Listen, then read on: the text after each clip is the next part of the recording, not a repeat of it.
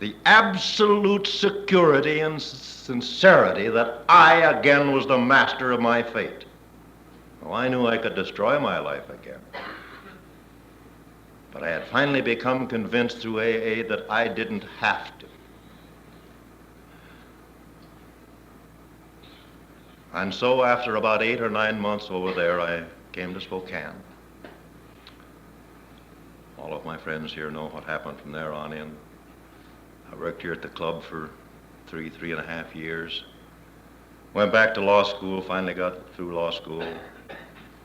Took the bar examination, and of course, the club and my AA friends were with me right to the last ditch. I remember the night before the night I graduated. I had to take a course, or wanted to take a preparatory course for the bar examination. It cost some money. I didn't have much money. And I remember that night, among a number of other fine presents that the gang gave me, Jerry brought up a little bag of money, and he said, "Here, this is a little collection of odd coins that we've taken up for your another graduation presents. And you know, by some strange coincidence,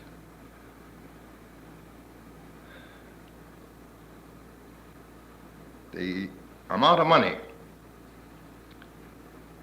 in that little bag was exactly what I had to have to take my bar refresher course. And with that help, and with the help of God and all these good friends, I did get through the bar exam, and am now practicing law here in Spokane. Well, again, even that part of my life, even that experience in AA, is not important to anyone, nor to any other alcoholic, because it was me. But it is important to every alcoholic because it did happen. It proves, as every other one of the 200,000 men and women who have gotten well in this program proves, that anyone, any alcoholic in this world, and I'll grant that you are the worst, but it includes you, who has the worst alcoholic problem of anybody in this world. And to you, God knows it is. It does prove that any one of you, any alcoholic and every alcoholic in this world, who wants, and I can't overemphasize that, who wants a second chance at life, can have it. That's what AA can give you. That's what AA can ensure for you. And that, whether you know it now or not, is why God brought you to your first AA meeting. Not just to get you sober, but to give you another chance to live again. Sobriety, just getting sober, that's not the end purpose of this program. I could put you in an institution and keep you sober. But a brand new shot at life. A chance to wash the slate clean, to start over again. And while you and I are different in some ways from the rest of the world, it is only in one important way, and that is it affects our ability to drink. In every other way, we don't have to ask any quarter of anyone. Sober, we can face our problems. Sober, we can face the world. And sober, we can fit into this world. And sober, we can do a job for ourselves and our loved ones and our fellow men. And that's what AA offers you. And then I decided also that very briefly I could say something to the man on the program who's having trouble, and to the man who is first approaching the program, and that it wouldn't take me any longer than if I directed my remarks individually to one or other or the other or both of the groups. Because I would have to remind them of the same thing, and that is this: don't ever lose sight of the fact that this is a program by drunks for drunks. You have a right to believe and to rely. You have a right to bet your life on this program. It's simple, it's direct, it's relatively fast. And it doesn't ask very much of you and I. It asks that we be honest, most of all with ourselves. It asks that we keep an open mind, that we just don't simply take the position this isn't going to work or that can't do what they say it's going to do, but reserve our opinions and practice the principles of the AA program in everything that we do.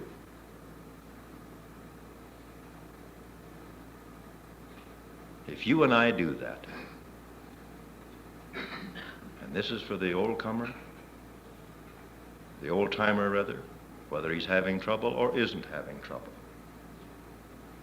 It's for the brand new one. It's for everybody in between. It's for every alcoholic in this world. Here is a proven, successful program of rehabilitation. Here is a place whereby the people in AA, through the grace of God,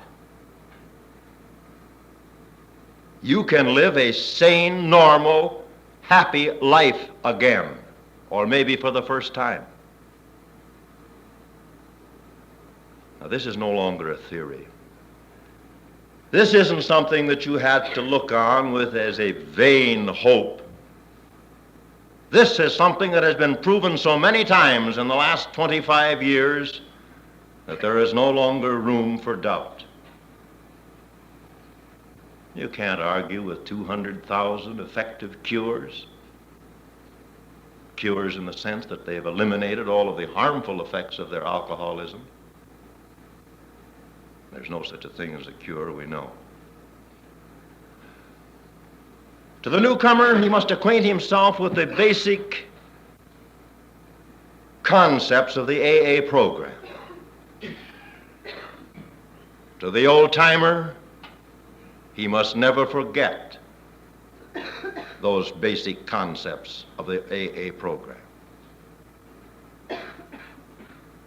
Speedily, number one, that we are alcoholics. And that as such, we can't trust ourselves to take one more drink. Two, that alone we don't have it within us. We don't have the physical strength or stamina at some times to overthrow the compulsion that is part of our disease to drink. And since we don't, then we must establish some kind of a relationship with a power greater than ourselves that we come to know as God, as we individually understand Him. Number three, in each one of us there are some basic character defects.